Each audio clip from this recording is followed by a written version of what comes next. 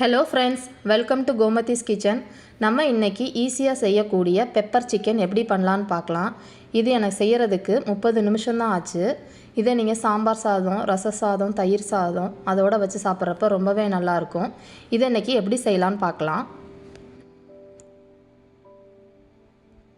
இதுக்கு தேவையான பொருட்கள்: மிளகு, சீரகம், சோம்பு. இன்னைக்கு நான் இதுக்கு வந்து போன்லெஸ் சிக்கன் எடுத்து வச்சிருக்கேன். ஒரு பெரிய வெங்காயத்தை நல்லா நசுக்கி வச்சிருக்கேன். கருவேப்பிலை கொஞ்சம், ஒரு பட்டை, ஒரு லவங்கம், ஏலக்காய்.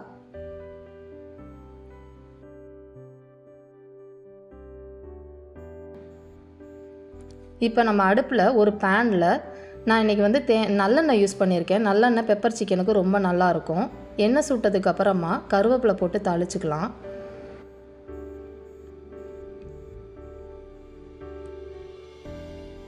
இப்போ நம்ம நசுக்கி வச்சுருக்க வெங்காயத்தையும் சேர்த்துக்கலாம்.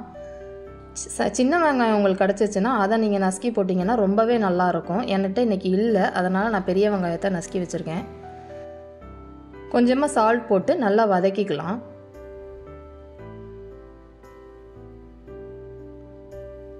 நான் பட்டை, கிராம்பு, ஏலக்காய், மிளகு, சோம்பு, சீரகம் எல்லாத்தையுமே நல்லா பவுடராக்கி வச்சுருக்கேன் இன்றைக்கி.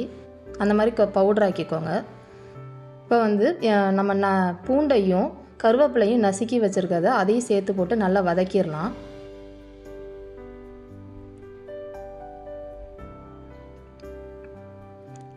இப்போ மஞ்சத்தூளையும் மிளகாத்தூளையும் சேர்த்துடலாம்.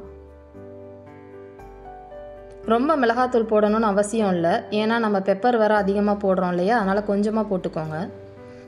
நல்லா பச்சை வாடை போகிற அளவுக்கு நல்லா வதக்கிக்கலாம்.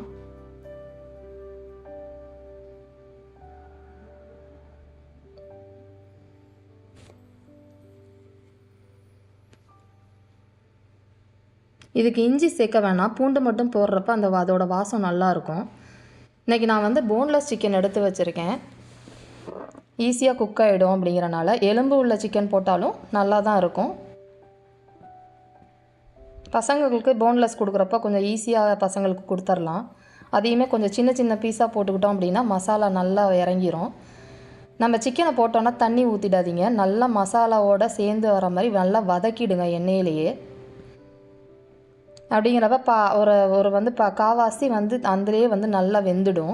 அதுக்கப்புறமா கொஞ்சமாக தண்ணி ஊற்றி வேக வச்சுக்கலாம். சிக்கனுங்கிறப்ப ஈஸியாக வெந்துடும், சீக்கிரமாகவும் வெந்துடும். அந்த சிக்கன் மசாலாவுக்கு தேவையான உப்பு சேர்த்துக்கலாம். போட்டு நல்லா வதக்கிடலாம். நல்லா ஒரு 5 நிமிஷத்தில் வந்து அதுலேயே வந்து நல்லா வேகட்டும். அப்புறமா தண்ணி ஊற்றிக்கலாம். கொஞ்சம் நேரம் மூடி போட்டு மூடி வச்சிடலாம்.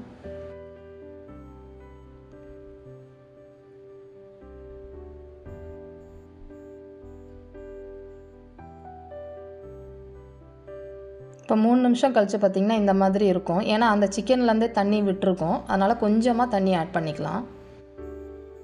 ஏன்னா நம்ம இன்றைக்கி வந்து கிரேவி டைப் பண்ண போகிறது கிடையாது.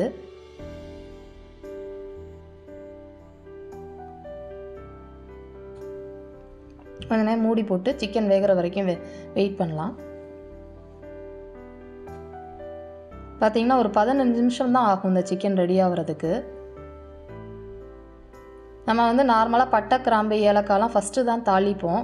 பட் கடைசியாக பெப்பர் போடுறப்ப நீங்கள் போட்டிங்க அப்படின்னா அதோடய ஃப்ளேவர் வந்து ரொம்பவே நல்லாயிருக்கும். இதை ட்ரை பண்ணி பாருங்கள், உங்களுக்கும் பிடிக்கும். சிக்கன் ஓரளவு நல்லா வெந்ததுக்கப்புறமா இந்த பவுடரை சேர்க்கலாம். ஏன்னா வந்து பெப்பர் போட்டிருக்கனால ரொம்ப நேரம் பெப்பர் வெந்துச்சு அப்படின்னா ஒரு மாதிரி கசப்புத்தன்மை வர ஆரம்பிச்சிடும்.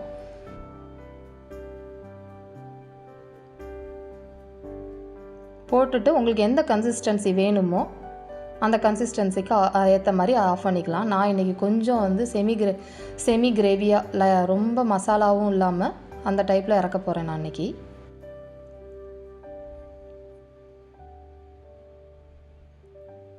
பார்த்திங்கன்னா நல்லா நம்ம ஊற்றின ஆயிலெலாம் நல்லா வெளியில் வந்திருக்கு பார்த்திங்களா. இந்த ஸ்டேஜில் கொஞ்சம் நேரம் வந்து ஓப்பன் பண்ணி வேக விடலாம். ஒரு 2 to 3 மினிட்ஸ்லேயே பார்த்திங்கன்னா இந்த மாதிரி இருக்கும்.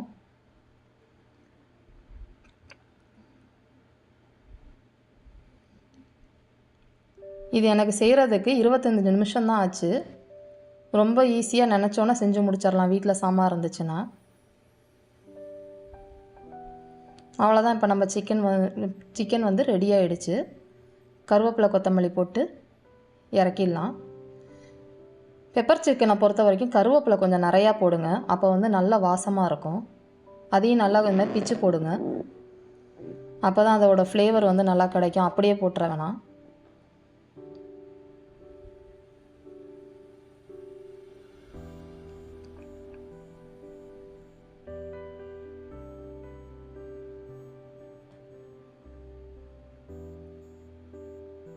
இப்போ பார்த்தீங்கன்னா நம்ம சிக்கன் ரெடி ஆகிடுச்சு. இதை நீங்கள் செஞ்சு பார்த்துட்டு உங்கள் கமெண்ட்டை போஸ்ட் பண்ணுங்கள். இந்த வீடியோ பிடிச்சிருந்துச்சுன்னா லைக் பண்ணுங்கள், ஷேர் பண்ணுங்கள். மறக்காமல் எங்கள் சேனலை சப்ஸ்கிரைப் பண்ணுங்கள். தேங்க்ஸ் ஃபார் வாட்சிங்.